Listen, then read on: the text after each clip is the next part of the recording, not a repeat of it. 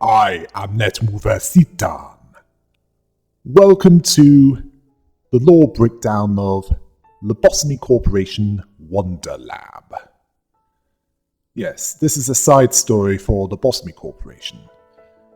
It's been a while since I've got back to this, hasn't it? Considering what Limbus Company will involve, I thought this was a good time to go back to this and, well, cover what was in this. But I'll keep the spoilers for Library Ruina to a minimum, as this series is set before that, at least at the start of it. Right, let's get this started, shall we? Somewhere within the city, there's the facility, which is operated by Lobotomy Corporation, one of the wings of the world, a mega-corporation that generates clean energy by subjecting workers to pain and suffering by eldritch horrors, known as abnormalities. Within this facility are those that are going through a cycle of samsara for the better part of 10 years. Real time. Although thanks to Time Track, it's much longer than that from the inside. But this isn't their story. This is the story of the Lobotomy Corporation branch O-5681, a smaller outpost that's generating power. Within this branch, the manager of it was greeted by Manuel, the advisor and secretary AI, who was there to help them to adjust to their new workplace, who asked how much Manuel knows about the Lobotomy Corporation. Manuel answered by saying that they happened to stumble upon mysterious beings known as abnormalities and figured out how to harness energy from them via a special method. Yeah. The special method involves torturing workers that work on abnormalities and creating enkephalin, which is the fuel that generates power. Of course, the manager doesn't know this. Nor do they know that many of the abnormalities were made by Lobotomy Corporation. They were isolated in a controlled environment in order to harvest energy, which made that corporation one of the wings. It's not the manager's problem directly. That's what the employees under them are for. This branch is smaller than the main facility, having only 5 departments: control, information, safety, training, and disciplinary. Joe, a silver-haired one, he was in charge of control and was in the middle of fighting something that sprays purple liquid when attacked. The short, purple-haired information head was lying on the floor dead, bleeding from every orifice with a cyan vapor coming out of it. Let's move on.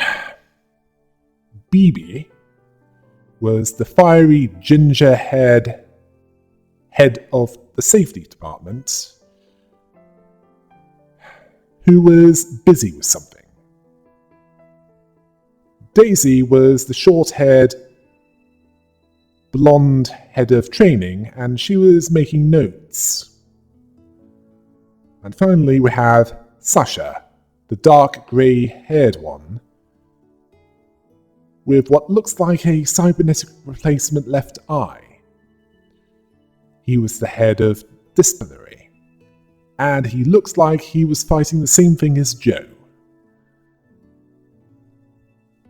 Yeah, it might be smaller, but the danger is proportionate. With the introductions dealt with, Manuel noted the death of the information team head and mentioned the cognition filter, an ex-military technology that edited out the messy parts to preserve the sanity of those observing what was before them. Yes, it was once the preserve of the military during a war that happened long ago. It's unclear what this war was, but one thing was clear, that it wasn't nuclear. Yes, basically it changes a messy and gory death scene into what could be described as what you'd see in a 3D game involving a certain Italian-American stereotype, where it looks too cheerful to be what it was supposed to be. Yeah, I wouldn't be surprised if that series was what it looked like for someone if they were on magic mushrooms. It would certainly explain a lot. Anyway, Manuel told the manager that their only focus was to be on Manuel and producing energy. They nodded that they're ready to accompany Manuel. Then we see a hologram of the android that we know as Angela, the templates for Manuel, which welcomed the manager to Lobotomy Corporation. That was the prologue of Wonderlab. Now we move on to the first story in this series. Dingle-dangle. Yes, that's the title of this story. We find out that the employees of the disciplinary team died due to the previous day's incident, which resulted in 3 employees, one pink-haired, one green-haired, and one cyan-haired, being transferred from the control team. They were apparently fine with that, largely because they didn't know any better. They travelled to basement level 8. Yes, they're underground, likely to make it easier to contain what's within that branch. In case things really get to "we're all going to die" levels of panic. The disciplinary team's role is to pummel both employees who have lost all their sanity points and escaping abnormalities. The fresh meat have no idea what they're getting themselves into. The heads of Control and Disciplinary apparently joined the Lobotomy Corporation at, roughly the same time. The better one chose to work in Control, while the one that has less ability works in Disciplinary. And considering that the whole team got wiped out, it shows that the life expectancy there is lower than the popularity of a career politician when it's revealed that they're a paedophile and they can't their way out of it. It's one of the worst places to be, and this is in a grim, dark world. For them, bad places to be. It's Tuesday. Then Matt, the 4th one that was there, who had short black hair, was wondering why there was no one there. The blue-haired one told him that it's because they're the disciplinary staff. Clearly that detail are the... I can't really call them the Suicide Squad, as that's taken. Matt was still not used to that. Then the elevator arrived at basement level 8, disciplinary. It was more open than the facility based on the ladder leading upwards and the much higher ceiling.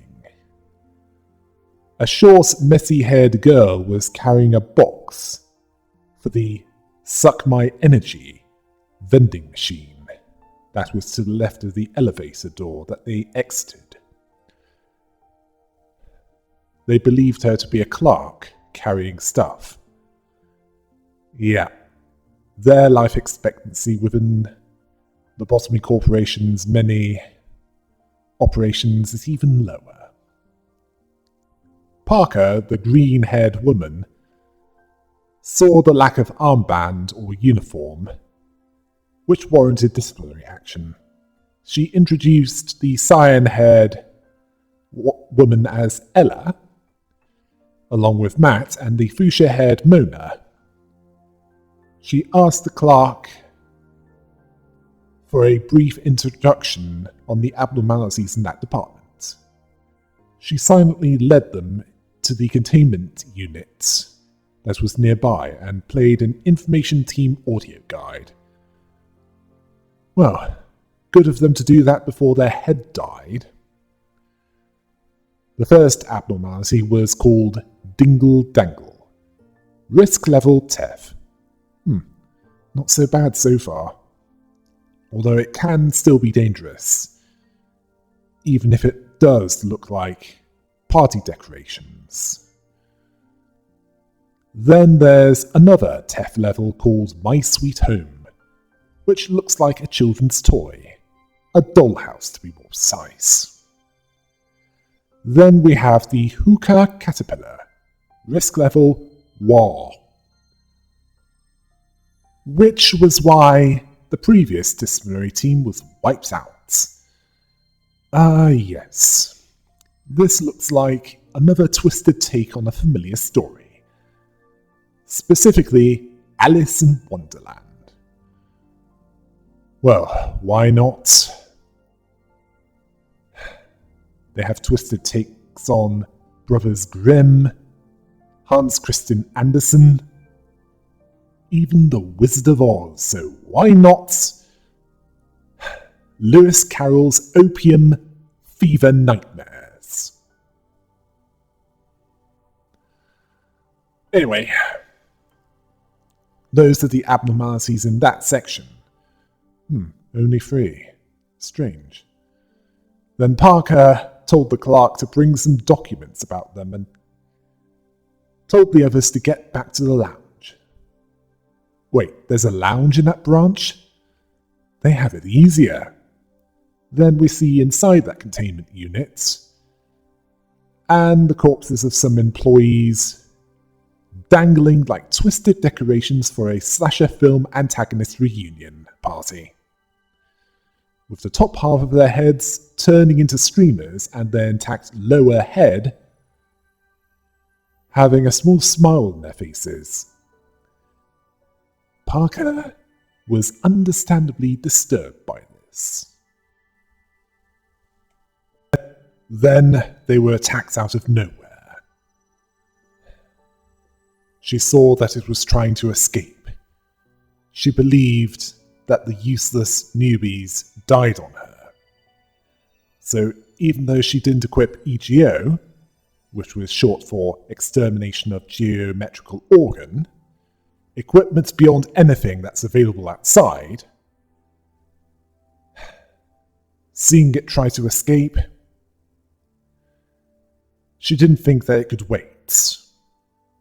So she brought out her standard issue truncheon, a last resort weapon, and went inside. Unfortunately, this reckless behaviour was what the Dingle-dangle was counting on. It bound up Parker, and by the time she realised what was going on, it was too late. Yeah, she was the red shirt that died to show how serious this abnormality can be to the uninitiated. Clearly this one was low level. The clerk spoke of the 4 stats: fortitude, prudence, temperance, and justice. The 4 virtues that indicated an agent's mental prowess. She smiled as she said that Dingle-dangle attempts to cause delirium upon agents with prudence level 3 or above. Clearly that's what Parker had and the others didn't have. Yeah, the others must have less than prudence level 3, as they're fine. The clerk, blaming Parker for walking in there before she was done talking, well, she mocks her for thinking that a strong mentality would keep her safe from every abnormality. Yeah. She clearly didn't know that in some cases it can be a liability. She struggled to speak, but the clerk brought out a golden ladle. Parker wanted to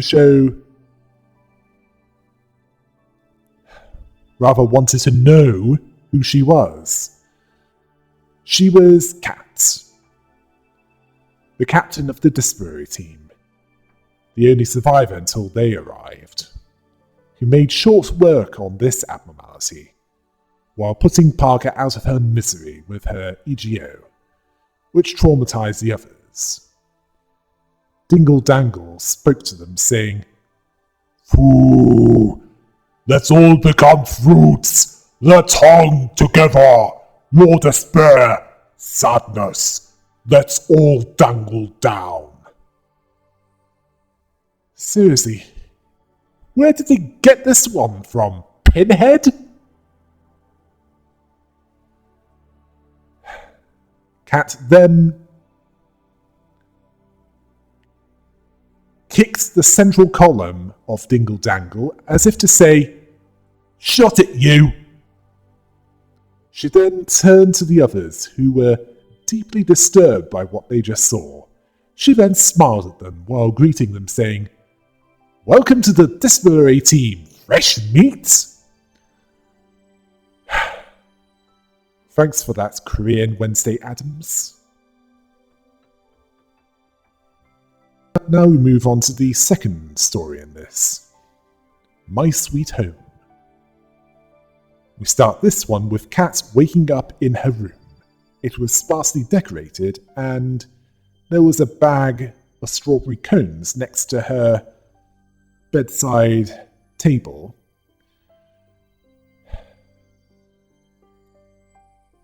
Along with her alarm clock radio, which informed her that it was 6 a.m. The closet had a dormitory guide on top of it, and there was a TV facing towards her. Kat then proceeded to do morning exercises to the dormitory radio's channel known as Little Birdie Pals. Kat was surprisingly cheerful considering where she was. She then checks on the abnormalities in storage and waves smiling at the security camera. Her subordinates, which included Ella from the previous day, but with 3 new agents, including a redhead with a ponytail, a long straight-haired girl, and a girl with a blonde bob cut. They were waiting for either Sasha, the department head, or at least Kat, their team captain. Yeah, clearly not all of them made it. Ella explained that the department heads were in a meeting due to the employees that transferred there yesterday, insisting that they wanted to be transferred to control. She knows this as she's been there since yesterday. Looks like what happened after Dingle-dangle turned Parker... would have turned Parker into another decoration if it weren't for Kat putting her out of her misery. It was enough to make them go, "Yes, I want to go back to control!"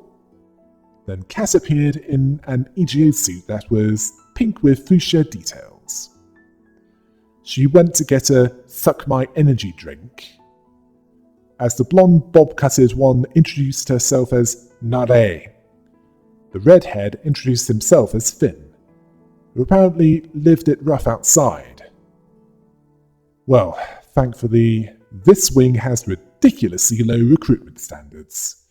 You just need to be able to feel physical and emotional pain. He expressed his willingness to beat things up. She ignored them both as she drank her drink. The straight-haired The straight black-haired girl complimented her coat with many ribbons. The EGO of Dingle-dangle.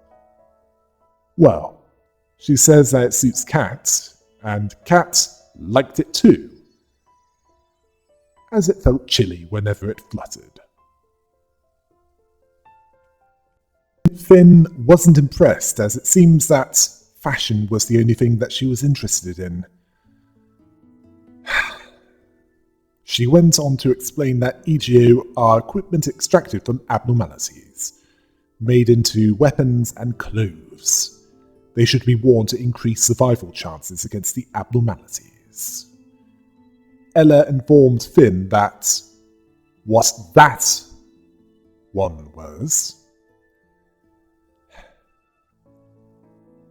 it kills an experienced agent from Control, e.g. Parker, which Finn sees as its skin when it's put that way. He then realised that fighting alone won't help there, and Nare regretted her decision to be in disciplinary. Then Sasha entered and asked Kat if she was done with introductions.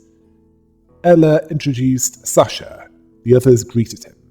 He then handed out a mental health grade, which shows the results of the mental health aptitude tests, as in where they fit in regarding the 4 virtues, which can be changed with training, where if it's too low, certain EGO can't be used and survival chances will be significantly lower. Cats can wear every EGO there. Oh, so Prudence level 2 is all that's needed. Not sure about the other stats. Sasha then reminded them that the disciplinary team is there to beat the out of those who won't see reason, along with the abnormalities, on top of working on the abnormalities. Nare was assigned My Sweet Home and was told to read the info on them if she wanted to live. When she entered the containment unit, she utilised the info and understood that attachment work was good with this one.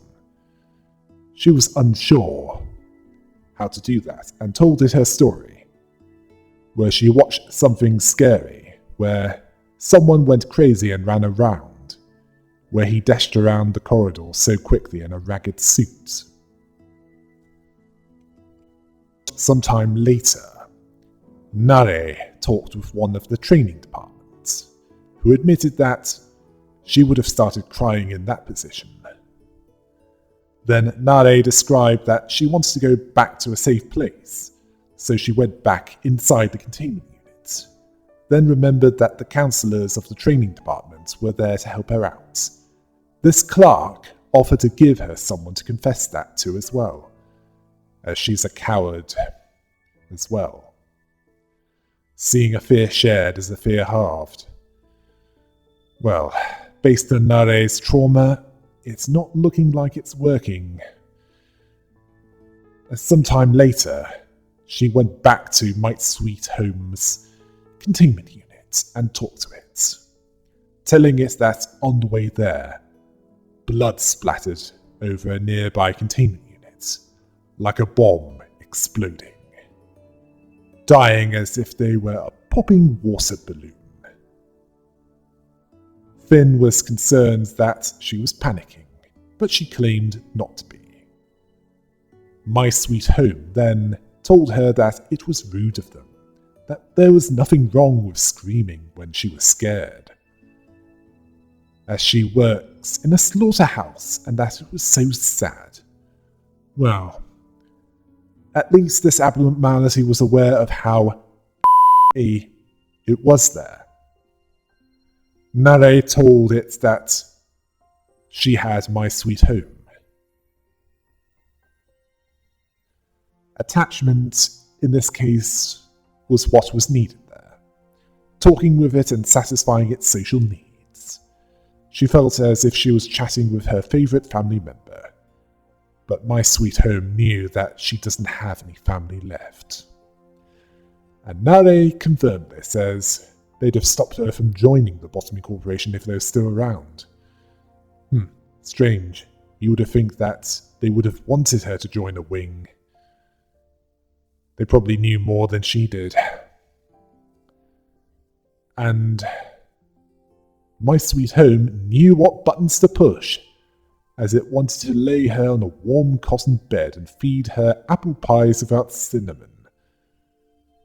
Wait, apple pies without cinnamon? Seriously? Yes, that's something she likes.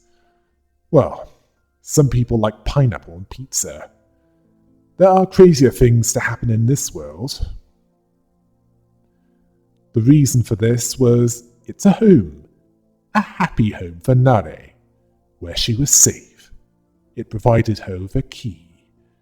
She was drawn to putting the key in the lock on the door, as pink tendrils were coming out of it.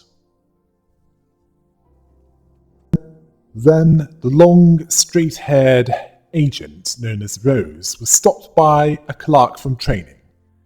The same clerk that was looking for Nare. She was Tai, who was spending a lot of time... Well, Nare was spending a lot of time in My Sweet Home's containment unit, and Tai showed Rose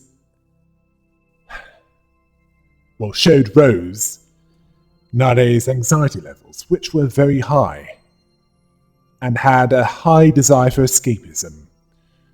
Don't we all? Which could be trouble, so Rose agreed to look for Nare with her. Then there was an alert that My Sweet Home escaped. Yes, it was worse than either of them thought.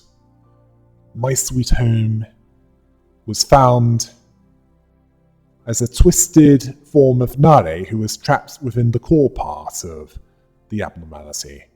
Rose advised Tai that they should run away as they have no equipment. And Rose tried to reason with Nare as she was about to grab them, telling her that she was not an abnormality. And then Cat charged in, swinging her ladle at the giant hand, tearing through it, telling them that she is now, as if an employee overly commits to attachment work, the abnormality lures them inside and becomes one with them. So it's best to alternate between this and some other work that wasn't attachments. Well, any work that it doesn't dislike to prevent this. Clearly, Nare did not get this memo. Then Cat jumped out of the way of the other hand that tried to swat her. Nare spoke of being pushed into a place like that where they only wanted them all to die. Where they didn't care she was gone. That My Sweet Home was the only place for Nare. She then stretched her neck out, like she was a gender-bent Mr. Fantastic, and shouted that it was her home. Then she was shot in the head by Tai, which gave Cat the distraction she needed to cut her head off with her golden ladle. Don't ask me how that works. I don't know myself. But this reverted My Sweet Home to the dollhouse that it was. Tai looked distressed as Cat and Rose looked at her, holding a smoking gun. The next story we have is White Lake. We start with Rose waking up in a large bed in a spacious home. Her breakfast including pink grapefruit and bacon, along with other things. A servant bowed as she left her home and told her to have a safe trip. She then ran to the Lobotomy Corporation building, the branch building, and then went back down to basement level 8 disciplinary. She was carrying something with her and saw Tai, who had recently transferred to the disciplinary department after Nare was killed while suppressing while being suppressed as part of My Sweet Home. Tai acknowledged her presence. The boxes that Rose was carrying was EGO gear, extracted from My Sweet Home. 2 sets. One of them was for Tai, who blamed herself for not being a better counselor, as there was an opening in disciplinary because of that. Rose didn't think that there was anything that they could do against the madness of that place. It's also not exclusive to Lobotomy Corporation, advising that they take a deep breath and move ahead until they reach a point where they can break this madness. Rose was impressed by how calm she was, who asked Rose if she can really do that job. Rose told her that she could, as she was promoted from clerk to agent. Then Cat appeared behind them, seeing them as rats, one complimenting the other. She didn't get it at all. Tai remembered that she was Katnim, Nim being a Korean honorific meaning Mr., Mrs., Miss. Cat thought she was saying catnip. Rose was nervous about this. Cat had little confidence that they'd survive a day even with EGO suits. Rose told her not to be too harsh on the new agent. Of course, Cat was talking to Rose.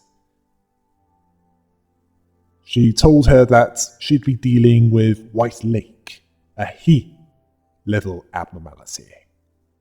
The EGO was there to provide added protection, although she'd laugh at her dying right away due to not using that. Yeah, clearly Cat is not right in the head, to put it mildly. Rose then put on the My Sweet Home EGO suit and proceeded to head to where White Lake was contained.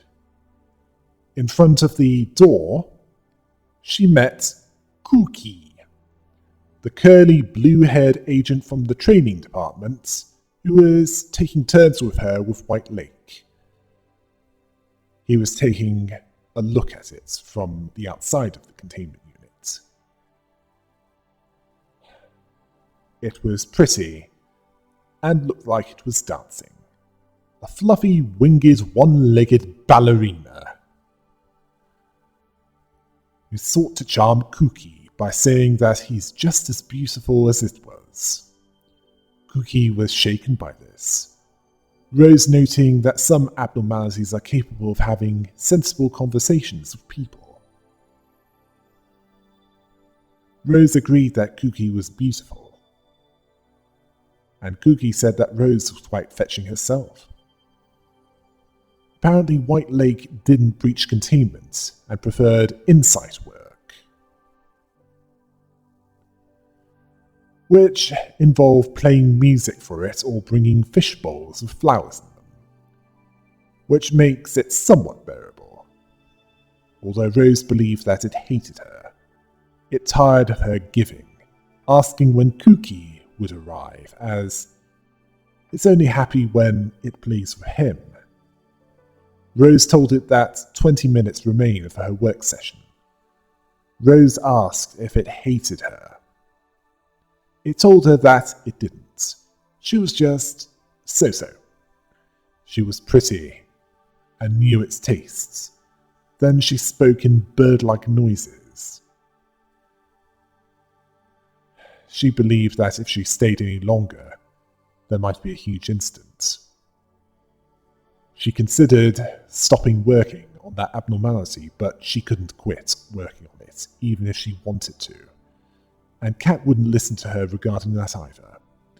All she could do was wait. A disadvantage of being a feather of a wing. Not long after, Cookie emerged with an EGO gift, showing off his tiara to Rose, which, based on management notes, the tiara made them easier to write. So it boosted work rates. Rose then showed him something, their mental aptitude scores, which had been updated. Rose was level 3 fortitude now, and Cookie was still at level 1. Cookie told her that some abnormalities reacted badly to high virtue levels. Yes, there are a few that do that, where if it's too high, they're pretty much dead. Then Rose went back to work on White Lake. Rose put on the tape for White Lake. It was of a ballet performance. White Lake spoke of Rose's blood-stained and rough fingers. Rose told her that her hands were clean and tidy, and just as she was about to change the water in a fishbowl, all of them erupted. It clearly didn't like the kind of work that she was trying, seeing her as an insolent butcher entering its private domain, the Palace of the Moon. Rose tried to apologize, but White Lake saw her as a witch, trying to cage it and bully it, calling her butcher, monster, and witch. Calling for Cookie, its warrior, to save his dear lake. Cookie, in the training department, then had a vacant look on his face as clerks were moving EGO gear boxes and a couple were taking a nap in the sleep zone. Then a red sword burst out of his mouth, which he took up and charged in a crazed manner in the general direction of the White Lake's containment units, causing panic and one agent calling for disciplinary. Meanwhile, Rose was facing the flooding containment unit of White Lake as her arms turned into wings, a curse that would forever bind her to that world, seeing fortitude as an impossible and foolhardy virtue, seeing it as unnecessary, wanting to make her a decoration for its own bird cage, not believing that she can change the wings with her brash fortitude, mocking her. Oh, so this one doesn't like fortitude. Well, at least level 3. Not sure about level 2 fortitude. Well, it was mocking her regardless. Rose never asked for wings like she was given by that abnormality. Meanwhile, Cookie was running to the location with Cat charging at him with her golden ladle. Rose saw that if its world was about being chained to a nest for life and eating from a feeder until you're slaughtered for your meat like livestock, then she's sick of it. If that's the world it wants to live in, she'll break these wings and walk on her own 2 feet, regaining control of herself as she tears the wings that were forming on her. Then the work session ended, and White Lake mentioned that it didn't find heroes cute at all. Then we see Cat bludgeoning Cookie unconscious. As Rose left the containment unit and the EGO of White Lake was created, she put it on, and it felt very off-putting considering that she was mocked by it and it tried to kill her. Then Daisy entered along with Cookie, who had bandages on his head, but he had no permanent damage. She was close to having a meeting with Sasha. Neither liked meetings. Apparently, this was due to a mix-up in the disciplinary department, as the manager was supposed to handle direct contacts for details like work success rate based on agent virtue levels. Rose didn't hold it against him, seeing this as an opportunity to get stronger in order to be better prepared for next time. Daisy was not impressed, as she could see every second of her work seeing her big words as meaningless. As abnormalities, they want suck-ups, and the Lobotomy Corporation sees people as living tools to extract energy from them. Seeing her as a bad fit for that place, but she won't stop her if she wants to keep at her personal agenda. Kuki, on the other hand, saw her as more heroic than he was, as Kuki rushed off to follow her. Rose then saw Tai sleeping on the job and woke her up. And she was promoted to agent. One day, in the daily operation of that branch of Lobotomy Corporation, Manuel, the hologram replica of Angela, talked about aberrations, variations of abnormalities, comparing them to a different subspecies of animals or plants, subtle differences in what motivates them, a number of which are contained in that branch. They might be weaker than the originals, but they can still bring pain and death to those unprepared for them. Yes. Another way of comparing them is the originals of a car to a knockoff of a car.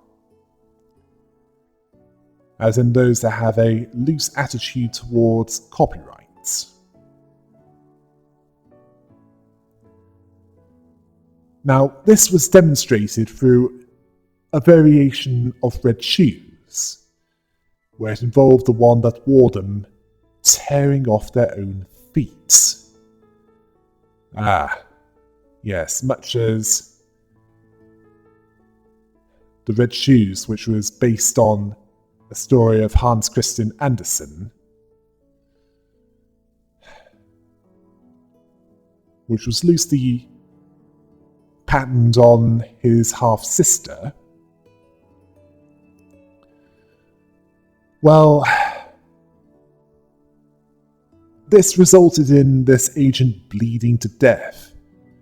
Apparently this happened due to his lack of temperance. Tai took it hard as another died in front of her. She was too slow to do anything about it, even with the suppression broadcast. She was scared by the prospect of beating something to knock some sense into them, but it was scarier to leave them to die, not knowing what to do. She then crashed into a short, pink-haired clerk called Flower, which made her files scatter all over the floor. Tai helped the clerk to pick them up, and viewed a document that showed an EGO that was an aberration of the big and will be bad wolf, as the colours were opposite to the original. Well, the original was in the facility. Then the clerk confirmed my suspicion about this aberration, as these shoes were that of the penitent girl, an aberration of the red shoes that possessed those that had low temperance, much like the original, but made the victim chop their own feet off. Flower then wanted to suggest a branch-wide temperance improvement campaign.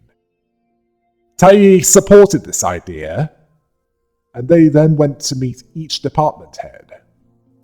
Joe, the head of control, saw it as a healthy activity, but he was too busy with that, leaving it to them. Then they visited the interim head of the information department, or stand-in, depending on how you see it. And they were unsure about this campaign, and then they were told to examine the recently deceased agents, although they were eager to sign the paper in order to not examine the corpse, as was agreed. After that, they visited Daisy of the training department, and she had a look that said, "I can't be bothered." Apparently, the training department had a similar campaign in mind, but it wasn't studied up. She wanted to be lazy like her subordinates, where nap time as part of training was her creation. Ironic that she can't sleep at the break time she set. Daisy, that's not an efficient use of your time. After that, they visited BB, the head of safety, and she was aggressive towards her agents as she prioritized their survival above all else. But they weren't studying about temperance at all, seeing them as suicidal, telling them to cram self-improvement books. Tai observed BB hitting her agents, pointing out that it's workplace violence. Yeah, there's some US Army drill sergeants that are more restrained than she is. After all that, Flower noted that the department heads were all busy. Thankfully that they didn't get stabbed after all that they tried to do. Tai hoped that someone would give support for that, to resolve the feet-severing incidents. Then Sasha viewed the campaign documents. Tai explained that it was to raise temperance of all employees in the branch.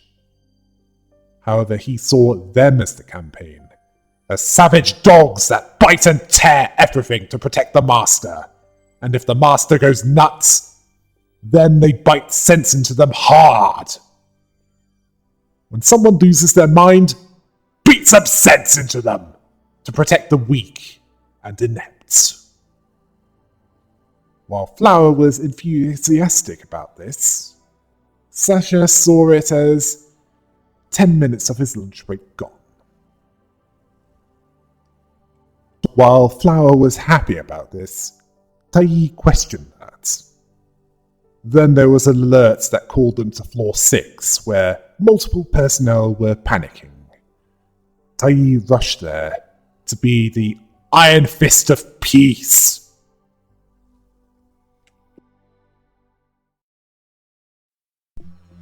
It's certainly not boring there, is it? Well, it's definitely dangerous. And that's not the worst in that branch of Lobotomy Corporation. Until next time. Hail the rabbit!